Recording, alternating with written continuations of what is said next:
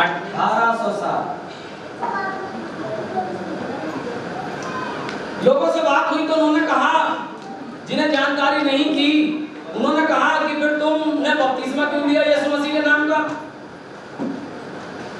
ये तो भाई ब्रह्म ने चलाया है। ये बात ठीक है, भाई ब्रह्म ने चलाया। पढ़िए प्रेरितों का काम 2 अध्याय 38 पर। आपने भाई ब्रह्म का द्वारा बपतिस्मा क्यों लिया?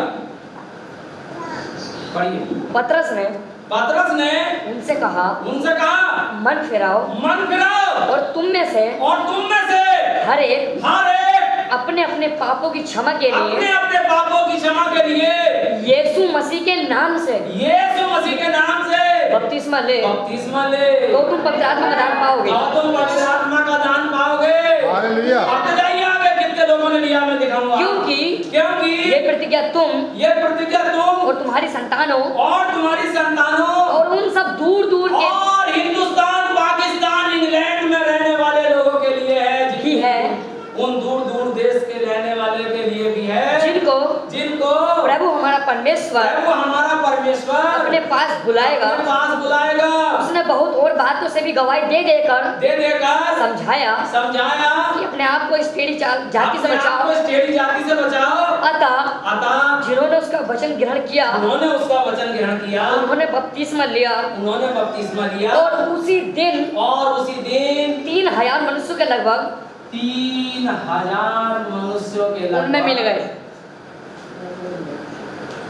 भाई ब्रह्म ने दिया थे लोगों को बपतिस्मा। सबसे पहला बपतिस्मा किसने दिया है? पतरस ने। और कितने लोगों को दिया है? 3000। तो ये कैसे कह सकते हैं भाई ब्रह्म ने बपतिस्मा चलाया? दूसरी बात, पतरस भी खत्म, पौलुस भी खत्म, सो गया, सारे चेले सो।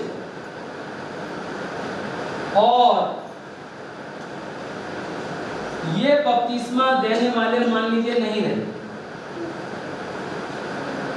इस बीच में हो सकता 200 साल गुजर गए, अब एक और जाति शुरू हो गई, वो लोग सब खत्म, पिता पुत्र पवित्र आत्मा का बपतिस्मा चालू हो गया।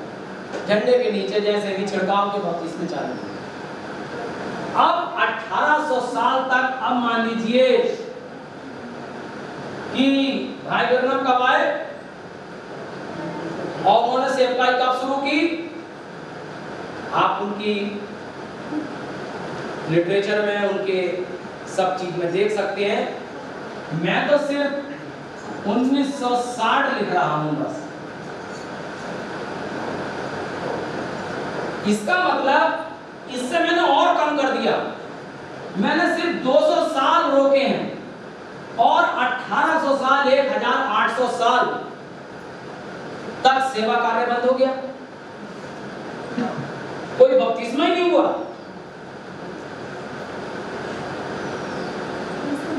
बंद हो गया चैनल। मैं परमेश्वर के वचन से एक आयत आपको दिखाऊंगा। अभी हमने क्या पढ़ा? और सेवा का काम किया जाए, मसीह की देह उन्नति पाए। तो मुझे बताइए 1800 साल तक मसीह की देह उन्नति नहीं पाई, सेवा का काम ही नहीं किया गया। ध्यान से सोचिए, मरकुस 16 का 16, बल्कि लूका 16 का 16 पढ़िए जल्दी से।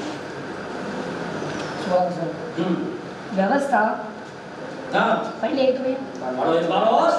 व्यवस्था और भविष्यद्वक्ता यूहन्ना तक रहे, उस समय से परमेश्वर के राज्य का सुसमाचार सुनाया जा रहा है। कौन सा सेंटेंस है? उस समय से परमेश्वर के वचन का सुसमाचार सुनाया जा रहा है। तो ये कैसे कह देंगे 1800 साल तक सेवकाई बंद हो गई? और भाई ब्रह्म के चार्ट में उजाला दिखाया गया है। कोई बपतिस्मा नहीं हुआ 1800 साल तक। इस बात को मैं नहीं मानूंगा। बंद हो गया चैनल। परमेश्वर के वचन में लिखा, उस समय से परमेश्वर का वचन का प्रचार हो रहा है और हर कोई उसमें प्रबलता से प्रवेश कर रहा है। और प्रवेश करने के लिए क्या लिखा? जो विश्वास करे, बपतिस्मा ले, उद्धार उसी का होगा। 1800 साल तक परमेश्वर के वचन पर किसी ने विश्वास ही नहीं किया, और जो बपतिस्मा ले उद्धार उसी का होगा। 1800 साल तक किसी ने बपतिस्मा ही नहीं लिया। सेवकाई फिनिश हो गई, खत्म हो गई। और क्या देखिए जरा, पहला कुरिन्थियों 4 अध्याय का 7 पद क्या कहता? क्योंकि तुझ में और दूसरे में कौन भेद करता है? दूसरे में कौन भेद करता है? और तेरे पास क्या है? और तेरे पास क्या है जो तूने दूसरे से नहीं पाया? जो तूने दूसरों से नहीं पाया, इसका मतलब दूसरों से मिला ही नहीं कुछ भी, प्रचार ही बंद हो गया, किसी से नहीं मिला कुछ भी। यूहन्ना 17 अध्याय का 20 पद क्या कहता है? मैं केवल इन्हीं के लिए विनती नहीं करता, परंतु उनके लिए भी विनती करता हूँ जो इनके वचन के द्वारा मुझ पर विश्वास करेंगे। चेलों पर विश्वास ही नहीं किया किसी ने। 1800 साल सेवकाई बंद हो गई 1800 साल तक। 1800 साल में किसी ने प्रवेश ही नहीं किया स्वर्ग के राज्य में। मैं नहीं मान सकता कि 1800 साल तक कोई बपतिस्मा ना हुआ हो। कहीं ना कहीं छुपे हुए लोग जरूर रहे होंगे जिन्होंने यीशु मसीह का बपतिस्मा लिया।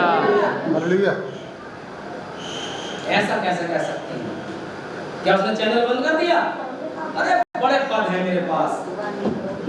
यूहन्ना 14 अध्याय और उसका 16 पद, जल्दी पढ़िए। मैं पिता से विनती करूंगा और वो तुम्हें एक और सहायक देगा, कि वे सर्वदा तुम्हारे साथ रहे।